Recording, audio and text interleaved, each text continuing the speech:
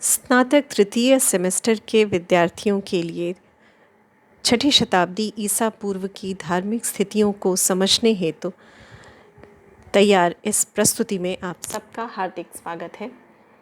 छठी शताब्दी ईसा पूर्व जो वैश्विक स्तर पर महान परिवर्तनों का जनक बना, भारत में भी इस समय कुछ ऐसी परिस्थितियां उपस्थित हुईं जिन्होंने आगामी वर्षों, आगामी शताब्दियों में सामाजिक, आर्थिक और धार्मिक स्तरों पर विभिन्न महत्वपूर्ण परिवर्तनों को जन्म दिया।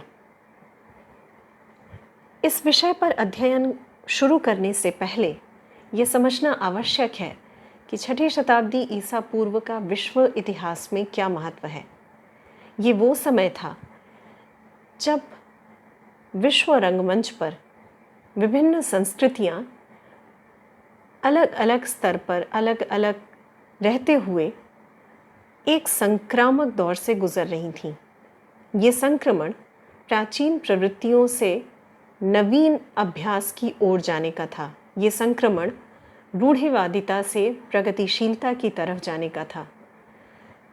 धर्म समाज के विभिन्न घटकों से प्रेरित होता है और यदि धर्म में परिवर्तन देखने को मिले तो ये समझना उचित होगा कि समाज ने अपनी पुरानी रवायतों, अपनी पुरानी रीतियों को इस हद तक जकड़ दिया है जिसके कारण मनुष्य नए मार्गों की खोज के लिए विवश हुआ है और धर्म में आए हुए परिवर्तन को सर्वांगकारी परिवर्तन मानना उचित है, जहाँ पर मनुष्य के जीने के तरीके, उसके आर्थिक क्रियाकलाप, विज्ञान को देखने का उसका नज़रिया, कला के प्रति जागृत दृष्टिकोण सब बदल जाते हैं। उन सब में परिवर्तन देखने को मिलता है।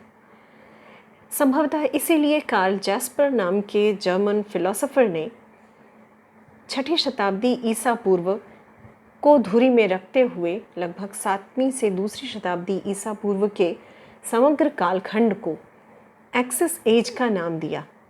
ये एक्सिस एज परिवर्तनों को दिखाने का कार्ल जैस्पर का तरीका है, जहाँ पर छठी शताब्दी ईसा पूर्व उन महान परिवर्तनों का केंद्र बन गया, जबकि चाहे ईरान हो, यूरोप हो, भारतवर्ष या चाइना, सबने अपने अपने समाज में चले आ रहे परंपरागत ढांचे को बदलने के प्रति नए प्रयास शुरू कर दिए थे। जिन संस्कृतियों का नाम लिया, उन संस्कृतियों में पहली संस्कृति यूरोप की थी। भूमध्य सागर के उत्तरवर्ती देशों में ग्रीस को केंद्र मानकर उनकी दार्शनिक और राजनैतिक और सांस्कृतिक गतिविधियों में बड़ा ही फेरबदल दिखाई दिया। वैज्ञानिक और दार्शनिक दोनों धरातलों को इस समय हम एक समान पाते हैं। महान दार्शनिकों ने वैज्ञानिक और महान वैज्ञानिकों ने दार्शनिक दृष्टि से विचार करते हुए रोमन समाज, ग्रीक समाज को नए दृष्टिकोण प्रदान किए। चीन में कन्फ्यूशियस, मो या लाओ त्से के द्वारा धर्म में भी हम इसी प्रकार के कुछ ऐसे बदलाव देखते हैं जिन बदलावों की वजह से समाज में दृष्टिकोण का परिवर्तन हुआ। इस समय ईश्वर के प्रति, प्रकृति के प्रति और सामाजिक परंपराओं के प्रति ढांचागत बदलाव देखने को मिलता है विचारों का। अर्थात ऐसे विचार आए जहां तार्किक दृष्टि प्रधानता प्राप्त करती है और मनुष्य विश्वासपरक या आस्थापरक प्रतिवेदनों से दूर होता दिखता है। आस्था भी यदि जागृत होती है तो प्रकृति के उन सिद्धांतों के प्रति जो सरल है, जहाँ भी रूढ़ियाँ या रुकावटें दिखती हैं, धार्मिक स्तर पर जहाँ भी समाज बोझिल होता दिखाई देता है। पुराने रीति रिवाजों जिनमें परिवर्तन की संभावना नहीं रह गई थी, जहाँ भी उनका अस्तित्व था वहाँ ये परिवर्तन आवश्यक भी थे और उन्हें समाज ने प्रदर्शित भी किया, स्वीकार भी किया। ईरान में इसी प्रकार ज़ोरास्टर के नेतृत्व में ज़ोरास्ट्रियनिज़्म जैसी एक फिलॉसफी, एक दार्शनिक शाखा जन्म लेती है। और यहाँ पर सांस्कृतिक दृष्टि से भी हम बेबीलोन की नवीन बेबीलोनियन सभ्यता, जिसके पहले असीरियन सभ्यता विद्यमान थी, उसके परिवर्तन को भी हम देखते हैं। ज़ोरास्ट्रियन सभ्यता के द्वारा भी पर्शिया या ईरान की नवीन संस्कृति के उदय को एक धरातल प्राप्त हुआ। भारत में इसी प्रकार बुद्ध और महावीर, इन दो श्रमण नेताओं के माध्यम से भारतीय वैदिक धर्म और विचारधारा में बड़े बदलाव दिखाई दिए। इस पूरे घटनाक्रम को इतिहास समानांतर विकास के रूप में जानता है। ये समानांतर विकास भौगोलिक दृष्टि से दूर रहने वाले देशों में दृष्टिगत होने वाले ऐसे बदलाव हैं जिनमें समानता तो होती है, लेकिन वो वास्तविक रूप से एक दूसरे के लिए प्रभावक या प्रभावकारी नहीं होते। अलग अलग संस्कृतियों में विकसित होने वाले परिवर्तन के ये तत्व अपनी अपनी सांस्कृतिक आवश्यकताओं के अनुसार द्रष्टव्य होते हैं, दिखाई देते हैं। 6वीं शताब्दी ईसा पूर्व के इस माहौल में भारत में बुद्ध और महावीर ने जिन दो धर्मों को जन्म दिया, उन दोनों धर्मों के जन्म के लिए उत्तरदायी परिस्थितियां अपने आप में अध्ययन का एक नवीन आयाम प्रस्तुत करती हैं, जिसे अध्ययन करने के लिए हमें इस समय के समग्र स्वरूप को समझना अति आवश्यक है। 6वीं शताब्दी ईसा पूर्व का समाज एक ऐसा समाज था जिसमें वैदिक परिस्थितियों के कारण जाति व्यवस्था, वर्ग व्यवस्था और इन व्यवस्थाओं से जन्मे पूर्वाग्रह प्राधान्यता प्राप्त कर चुके थे। समाज यद्यपि हर रूप में बदल रहा था, लेकिन वर्ग और जाति की ये प्रधानता उन बदलावों को खुले हाथों से स्वीकार नहीं कर रही थी।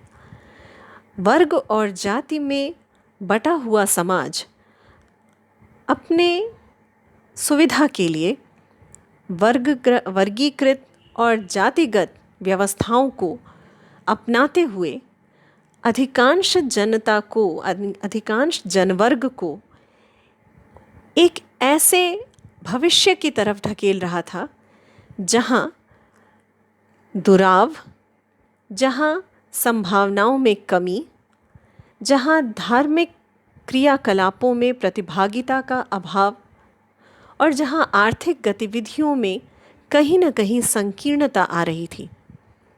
समाज की इस स्थिति ने लोगों को ये सोचने के लिए विवश किया कि क्या धर्म द्वारा प्रस्तुत की जा रही ये बंदिशें उन्हें भविष्य के सुनहरे चित्र की तरफ ले जाएंगी, या धर्म में किए गए कुछ बदलाव आगामी पीढ़ियों को खुलकर जीने के लिए, खुलकर सांस लेने के लिए एक बेहतर माहौल देने में सफल रहेंगे। जाति व्यवस्था यद्यपि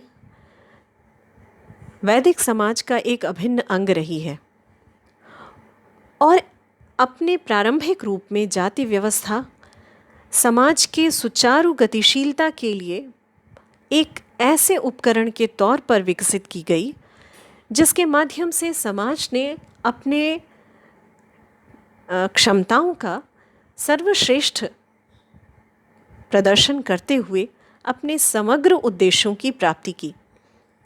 लेकिन प्रारंभिक स्वरूप के बाद विकास के अगले चरण के रूप में ये जाति व्यवस्था जैसे ही जन्म पर आधारित हो गई, वैसे कर्म के सर्वश्रेष्ठ निष्पादन में बहुत सारी बाधाएं आने लगीं। जन्म के द्वारा जातियों का निर्धारण किए जाने के कारण अनेक जातियां, अनेक व्यक्ति अपने मौलिक अधिकारों से च्युत किए जाने लगे, वंचित किए जाने लगे। और इन वर्गों में शूद्र, स्त्रियां और आदिवासी जनसमूह वो प्रमुख वर्ग थे जिन्हें हम अधिकारों से विरत पाते हैं।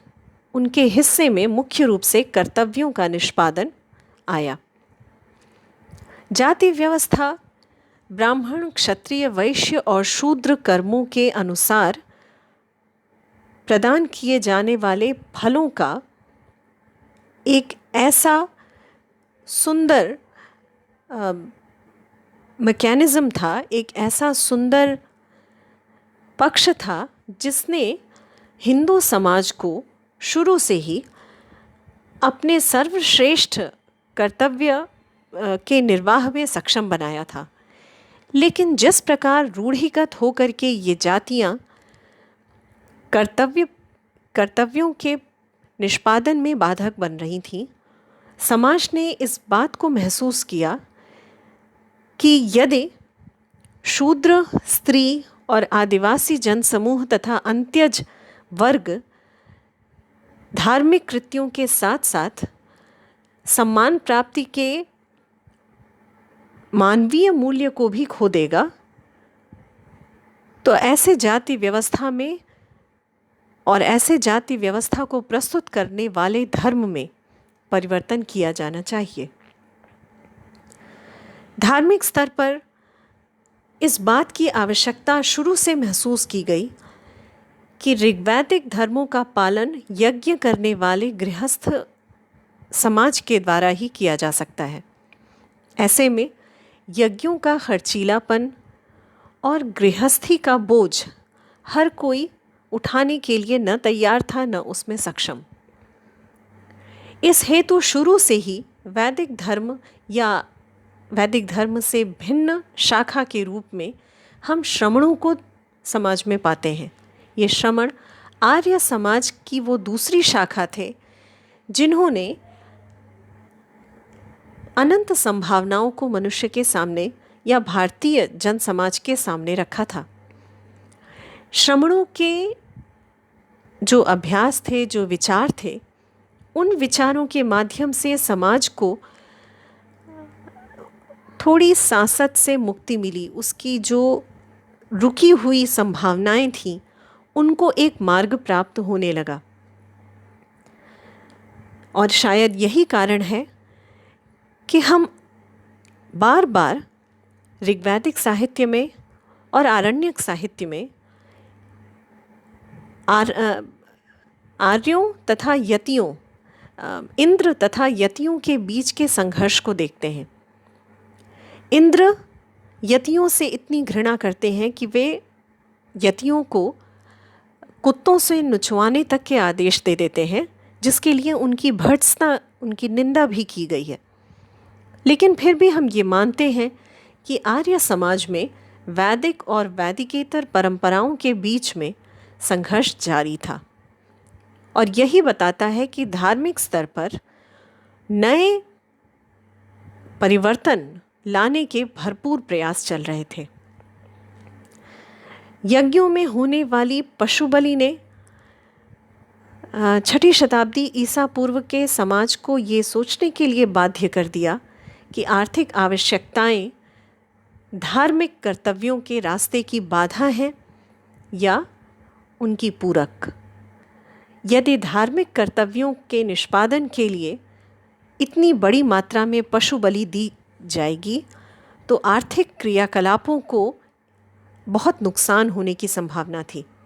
कृषकों के लिए, व्यापारियों के लिए गाय बैलों का अनन्य महत्व था, लेकिन पशु बलि के माध्यम से अनेक पशु जिनकी संख्या दिनों दिन कम होती जा रही थी, वो उन्होंने निश्चित ही समाज को प्रश्न करने के लिए, प्रश्न पूछने के लिए बाध्य किया होगा। इसी प्रकार सामुद्रिक यात्राओं पर लगे प्रतिबंध या सहभोजन प्रणाली, सामुदायिक भोजन प्रणाली पर उठने वाली धार्मिक उंगली ने व्यापारी वर्ग को भी असंतुष्ट किया होगा। अनेक कारणों के माध्यम से हम 6ठी शताब्दी ईसा पूर्व के सामाजिक परिवर्तन के एक समग्र चित्र को अपनी आँखों के सामने उपस्थित पाते हैं। ये चित्र समाज के लगभग हर वर्ग में और हर क्षेत्र में एक असंतोषदायी परिस्थिति प्रस्तुत कर रहा है। तो जातिगत व्यवस्था, वर्णगत व्यवस्था या आर्थिक परिस्थितियों की कठिनाई अथवा धार्मिक क्षेत्र में उत्पन्न होने वाली जिज्ञासाएं और कठिन प्रश्न एक ऐसे समय की ओर ले जा रहे थे जहां किसी अन्य रास्ते की तलाश करना आवश्यक हो गया था। 6ठी शताब्दी ईसा पूर्व 16 महाजनपदों के जन्म का भी काल रहा। लगभग संपूर्ण उत्तर भारत जो दक्कन तक व्याप्त रहा, उसको हम अनेक राज्यों के बीच के महत्वाकांक्षा से प्रभावित संघर्षों के रूप में संघर्षों का कारक बनता देखते हैं। और इन संघर्षों में बड़े बड़े महाजनपदों के द्वारा छोटे गणराज्यों को और फिर महाजनपदों को आपस में ही एक दूसरे के प्रति झुका हुआ, किन्हीं परिस्थितियों में विलीन होता हुआ भी देखते हैं। तो छोटे जनपदों से महाजनपद और महाजनपदों से फिर 4 बड़े राज्य और फिर उनमें से किसी एक सर्वोच्च राज्य के स्थापना की महत्वाकांक्षा हर राज्य के मन में रही होगी। और इनके बीच के आपसी संघर्षों के कारण क्षत्रिय वर्ग इस समय शक्ति प्रदर्शन की पराकाष्ठा पर रहा होगा। क्षत्रियों के अंदर अपनी स्थिति और युद्ध जैसे गंभीर अभ्यास के प्रति क्षत्रियों की सक्रियता ने ब्राह्मण और क्षत्रिय वर्ग के बीच वर्गगत सर्वोच्चता के प्रश्न को भी उभारा होगा। अर्थात ब्राह्मण अथवा क्षत्रिय दोनों में से कौन सर्वोच्च है, ये प्रश्न भी समाज के सामने अवश्य उपस्थित हुआ। जिन 6 सामाजिक, धार्मिक और दार्शनिक विचारों को हम इस समय सबसे अधिक महत्वपूर्ण हुआ देखते हैं, उनका जिक्र बौद्ध ग्रंथ सामय्य फलसूत्र में प्राप्त होता है। इनमें पूर्ण काश्यप, मक्खली गोसाल, अजित केसकम्बलिन, प्रकृत कात्यायन, निगंठनाथ पुत्र और संजय वेलट्ठी पुत्र जैसे महान चिंतक शामिल थे। ये चिंतक अपने अपने समूह के लिए गुरु भी थे, जिन्होंने श्रमण परंपरा के अंतर्गत रहते हुए ज्ञान प्राप्त किया और कालांतर में अपने एक शिष्य समूह का निर्माण किया। संघबद्ध रूप में इनका अपने गुरु और शिष्य परंपरा के माध्यम से विचार को आगे बढ़ाने का जो तरीका था, उसी परंपरा में हम आगे चलकर जैन और बौद्ध धर्मों के विकास को देखते हैं। ये 6 महान दार्शनिक अपनी अपनी तरह से संसार को देखते थे, लेकिन इन सब का नज़रिया श्रमण परंपरा से प्रभावित और वैदिक परंपरा से बिल्कुल भिन्न था। वैदिक परंपरागत नज़रिए को इन्होंने प्रश्रय नहीं दिया। इनमें पूर्ण काश्यप अनैतिकतावादी भी कहे जाते हैं, या एक ऐसा दर्शन इन्होंने प्रवर्तित किया जिसमें कर्म के फल के महत्व को नकार दिया गया। मक्खली गोसाल जो आजीवकों के मुखिया हुए, उन्होंने नियतिवाद का प्रवर्तन किया और नियति को सर्वोच्च माना। अजित केसकम्बलिन जो लोकायत शाखा के थे, उन्होंने इस संसार के आनंद को सर्वोच्च मानते हुए कर्म और कर्मफल जैसी संभावनाओं को खत्म कर दिया। प्रकृत कात्यायन अणुवादी थे और इन्होंने क्षिति, जल, पावक और समीर अर्थात पृथ्वी, पानी, अग्नि, वायु, तत्व या पदार्थ, प्रसन्नता, कष्ट और आत्मा, इन 8 तत्वों को शाश्वत मानते हुए किसी भी प्रकार के आघात को या किसी भी प्रकार के कर्म और कर्म आधारित परिणाम को अस्वीकार कर दिया और माना कि इन 8 पदार्थों से जीव का निर्माण हुआ है और पुनः इन 8 पदार्थों के अलग अलग बंट जाने पर जीव की मृत्यु हो जाती है। और इस रूप में यदि किसी को तलवार मारा जाए, तलवार का किसी पर प्रहार किया जाए, तो वो तलवार किसी मनुष्य को नहीं बल्कि इन 8 पदार्थों के बीच से होती हुई चली जाती है। इस अर्थ में ना कोई मरता है ना कोई मारता है। जैनिज्म या जैन धर्म दर्शन अहिंसा और सत्य भाषण के आदर्शों पर आधारित था और आत्मशुद्धि को सर्वोच्च मानता था। संजय वेलट्ठे पुत्र, जिन्हें संशयवाद का जनक भी कहते हैं, उन्होंने ज्ञान की सीमाओं को बताया और ज्ञान को अत्यंत सीमित रूप में प्रकट किया, ये कहते हुए कि एक मनुष्य जानने की एक सीमा में ही निहित है, वो सब कुछ नहीं जान सकता। चाहे इंद्रियों, मन या बुद्धि से ज्ञान प्राप्त किया जाए, उसकी सीमा निश्चित होती है और यदि हम ये कहें कि हम सब कुछ जानते हैं तो वो असत्य भाषण होगा। ये सभी 6 दार्शनिक विचारधाराएं कहीं ना कहीं समाज को अपने अपने स्तर पर प्रभावित कर रही थीं और इनके अलावा धार्मिक स्तर पर या कर्मकांडीय भूमि में हम वृक्ष पूजा, नाग पूजा, ग्राम देवता की पूजा, नदी की पूजा, यक्ष पूजा, गंधर्व पूजा जैसी पूजा विधियों का अस्तित्व पाते हैं। इसका तात्पर्य था कि वैदिक समाज के दायरे के बाहर रहने वाले लोग अपने अपने ढंग से पूजा विधियों में निमग्न थे और समाज एक ऐसे चित्रपट, एक ऐसे रंगमंच की तरह हो गया जहाँ सब अलग अलग कार्य कर रहे थे, जहाँ एक प्रकार का कोलाहल था, जहाँ न धार्मिक, न सामाजिक और न आर्थिक शांति प्राप्त हो पा रही थी।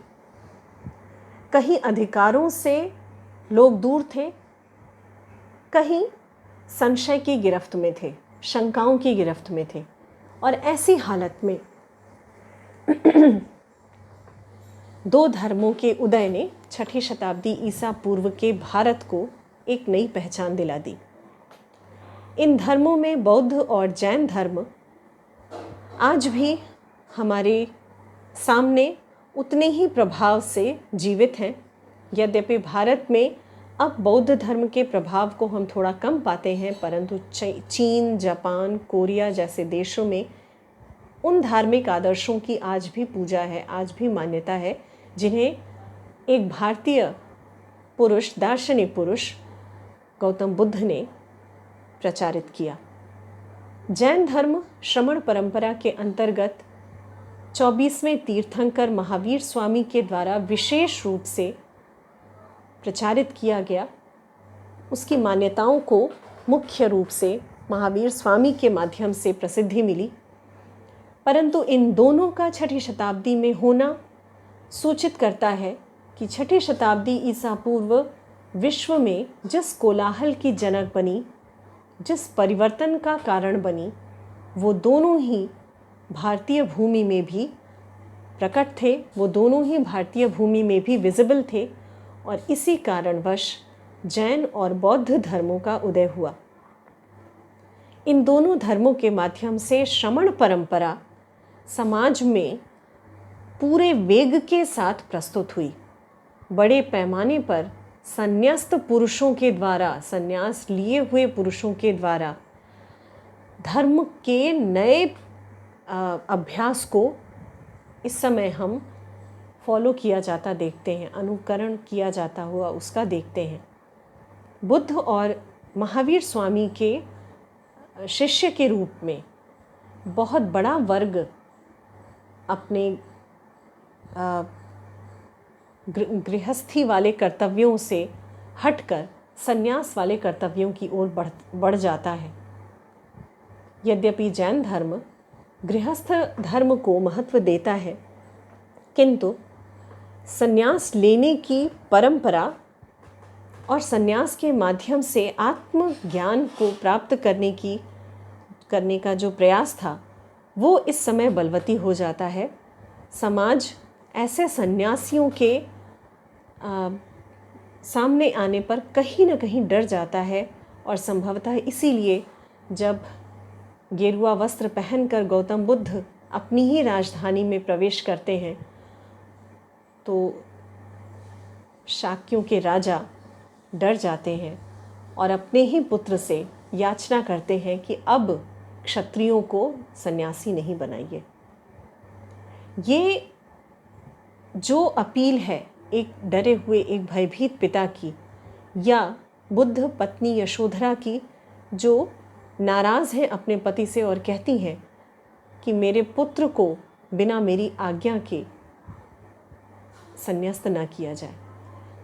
ये उदाहरण बताते हैं कि कितने बड़ी मात्रा में, कितनी बड़ी संख्या में जनता ने संन्यास धर्म को या श्रमण परंपरांतर्गत प्रचलित धर्म को अपनाया और 6ठी शताब्दी ईसा पूर्व के ये परिवर्तन आगामी शताब्दियों के लिए एक नई परिभाषा के कारक बने। धन्यवाद।